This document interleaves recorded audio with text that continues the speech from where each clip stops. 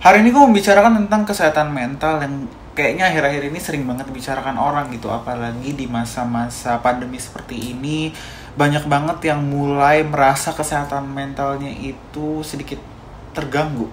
Salah satu hal kenapa gue jarang atau gue hampir nggak pernah membuat konten mengenai kesehatan mental adalah karena gue takut dianggap mengeksploitasi atau meromantisasi kesehatan mental gue gitu. Padahal jadi gue takut dianggap jualan tentang kesehatan mental. Dan yang kedua, gue sebenarnya terbuka untuk membicarakan hal ini, tapi khusus kepada teman-teman gue secara terbuka gitu. Dan gue nggak pernah hampir nggak pernah membicarakan hal ini di internet gitu. Dan yang membuat gue sedih adalah terkadang mengenai kesehatan mental ini suka dijadikan alasan kepada orang-orang yang membuat masalah dan tidak mau bertanggung jawab gitu, dan menyalahkan kesehatan mentalnya.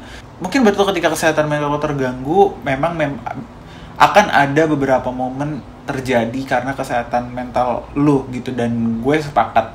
Dan akhirnya gue membuat polling di Instagram, kalian lebih tertarik untuk membahas kesehatan mental atau tentang seksualitas? Dan sejujurnya membuat video tentang seksualitas itu lebih sedikit mudah daripada gue membahas tentang kesehatan mental. Pengalaman setiap orang mengenai kesehatan mental itu pasti berbeda. Jadi apa yang gue alami itu belum tentu dialami sama orang lain. Jadi ya, Apakah gue seorang yang terkualifikasi untuk membicarakan tentang kesehatan mental gitu? Mungkin menurut gue sudah cukup terkualifikasi untuk membicarakan pengalaman gue.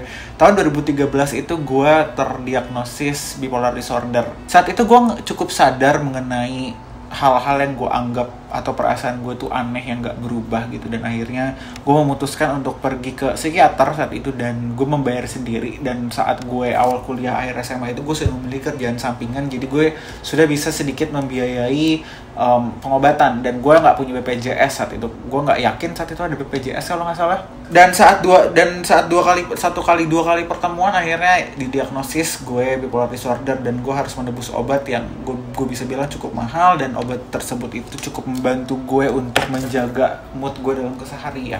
Ketika mencoba mencari tahu apa yang terjadi sebenarnya sama gue, kenapa gue bisa seperti itu gitu, itu ada alasannya. Dengan bisa dibilang pengalaman gue atau masa lalu gue bisa dibilang gak cukup dibanggakan ya. Maksudnya ada beberapa hal yang memang akhirnya gue pelajari gitu, tapi pengalaman buruk yang terjadi sama gue, dan intinya gue sudah memendam itu terlalu lama, dan itu menyebabkan gue akhirnya mengidap penyakit mental. Psikiater gue saat itu bilang kayak gitu, dan akhirnya gue sudah mulai terbuka sedikit-sedikit apa yang gue rasakan saat itu gitu. Dan tentu gue tidak akan menceritakan pengalaman jelek gue atau pengalaman buruk gue gitu, nggak akan membicarakan masa lalu gue, tapi intinya di situ adalah gue menjelaskan bahwa rasa keterbukaan kita terhadap orang gitu itu bisa membantu diri sendiri untuk menyadari apa yang salah sama kita. Ketika kita berobat ke psikiater, anggapannya lo gila gitu, lo nggak sadar. Dan ketika gue pun sudah didiagnosis, tentu gue ada beberapa momen yang mempengaruhi kehidupan gue gitu, tapi gue membuktikan bahwa diri gue masih bisa bekerja dalam masyarakat gitu. Dan sampai sekarang gue pun masih bekerja, walaupun terkadang memang ada hambatan, tapi bukan berarti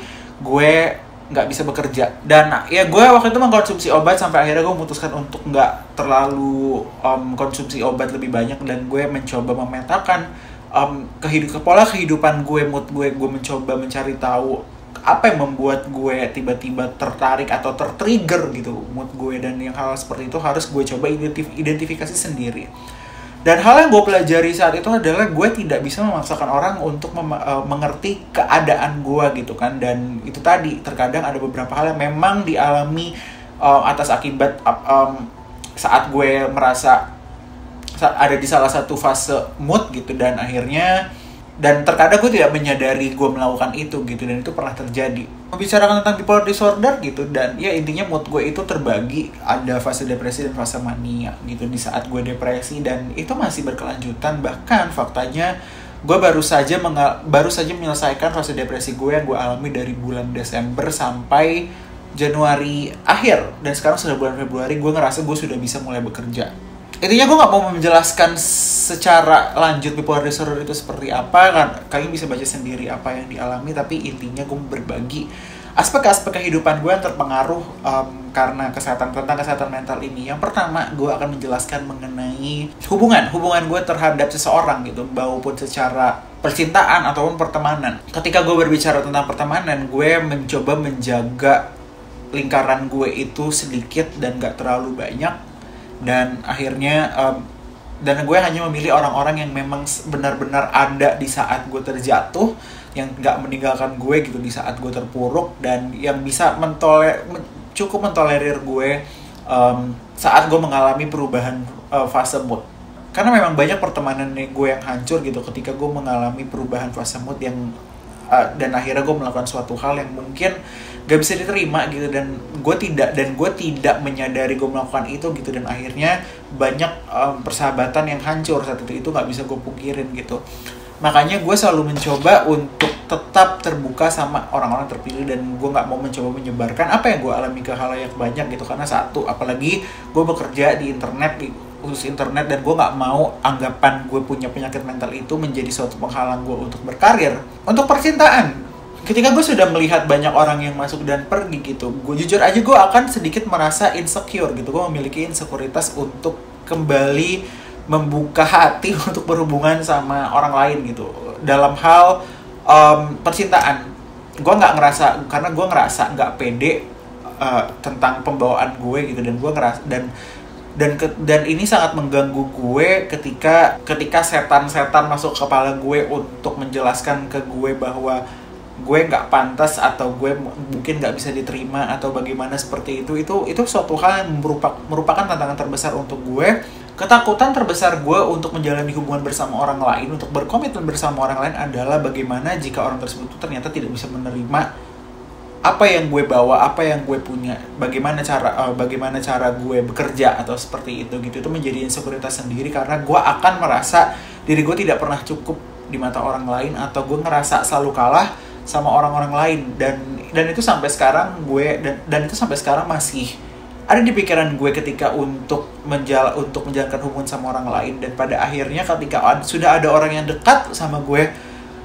pada akhirnya gue memutuskan untuk tidak berbicara lagi atau bagaimana, dan sejujurnya gue merasa bersalah gitu, karena tapi itu bagian dari insekuritas gue gitu. Gue tidak memiliki kemampuan untuk mempercayai bahwa gue bisa berkomitmen, dan gue tidak memiliki kepercayaan bahwa ada orang yang mau berkomitmen sama gue, dan itu cukup mengganggu. Pada akhirnya sekarang pun gue sudah mulai belajar untuk membuka diri gitu, mencoba menerima kemungkinan yang akan terjadi sama gue tanpa gue harus menutupi diri gue itu seperti apa. Dan gue menyadari kesehatan mental gue terganggu ya karena memang banyak yang gue tutupin gitu, dan sekarang gue sudah bisa terbuka setidaknya sama kelompok yang terbatas gitu mengenai apa yang terjadi sama gue, dan gue berani untuk rapuh di hadapan mereka.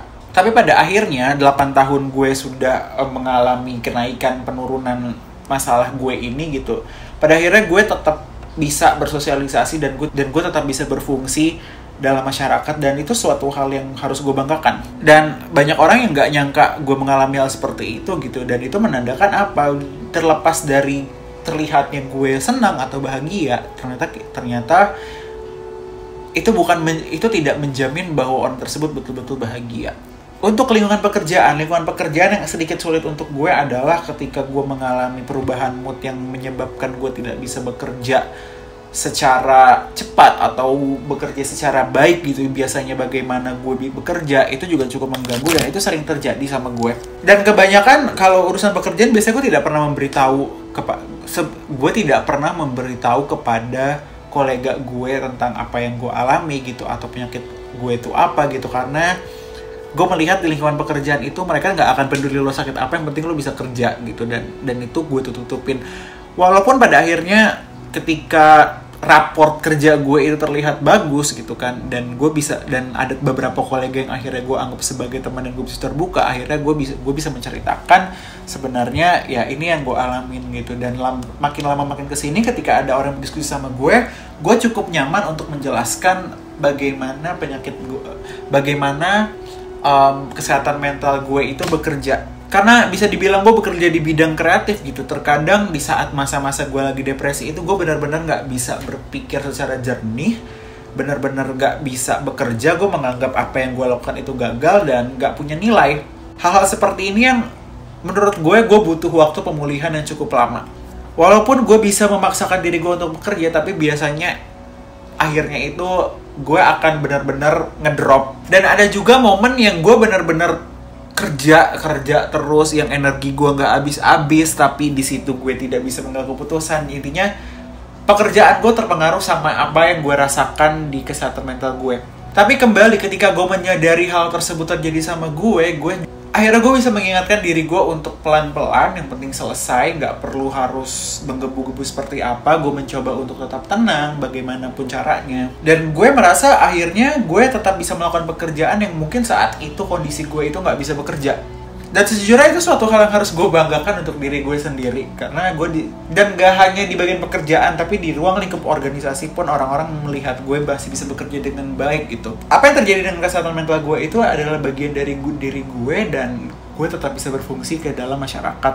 Dan kebanyakan orang mungkin gak sadar gitu, itu yang gue alami. Dan tentu pada akhirnya gue harus menyesuaikan diri untuk tetap selamat di hidup ini, dan tetap menghargai kemajuan-kemajuan atau menghadiahi diri sendiri gitu atas perkembangan atau semua proyek yang bisa gue laksanakan tanpa harus ngerasa terbebani. Dan tentu proses untuk menuju ke sana itu susah, dan gue sendiri pun masih mencoba mempelajari gitu. Tapi pada akhirnya gue beranggapan bahwa gue juga harus beradaptasi dengan lingkungan gue.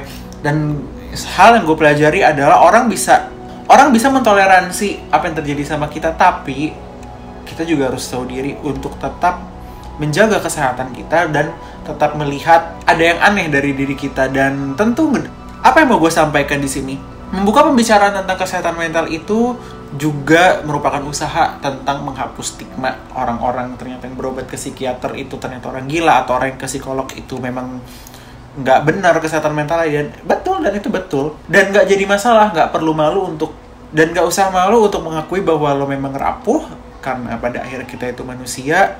Dan semakin kita diam akan hal itu, semakin banyak orang yang gak mengetahui atau menyadari tentang kesehatan mental masing-masing. Apakah akan ada yang berubah ketika lo mengetahui apa yang terjadi sama lo? Tentu. Tapi pada akhirnya manusia akan terus berproses, dan kita tidak akan pernah berhenti belajar sampai kita mati. Memang bukan konsumsi publik, dan memang gak harus tahu apa yang terjadi, tapi setidaknya gue mencoba untuk membuat pembicaraan ini seperti pembicaraan biasa aja. Dan karena pada akhirnya walaupun gue berbuat kesalahan dan gue mengatasnamakan penyakit mental gue akan tetap bertanggung jawab sama apapun yang gue lakukan, dan gue harus bisa move on, dan hidup akan terus berjalan bagaimana harusnya berjalan. Dan ya, jadi nggak perlu malu untuk mengakui apa yang terjadi dengan kesehatan mental kalian, dan nggak perlu takut untuk berobat, karena sebenarnya berobat itu nggak terlalu menyeramkan. Seenggaknya itu yang gue alamin. Dan tentu banyak ketidakpastian, tapi seenggaknya lo akan ngerasa cukup lega ketika lo sudah mengenal diri lo sendiri, dan lo sudah tahu apa yang terjadi sama lo. Dan ketika lo sudah berani bicara hal tersebut, dan lo berani mengambil tindakan, percaya sama gue, hidup akan sedikit lebih mudah untuk dijalani. Sekian video gue, semoga bermanfaat. Sampai jumpa di video berikutnya. Bye.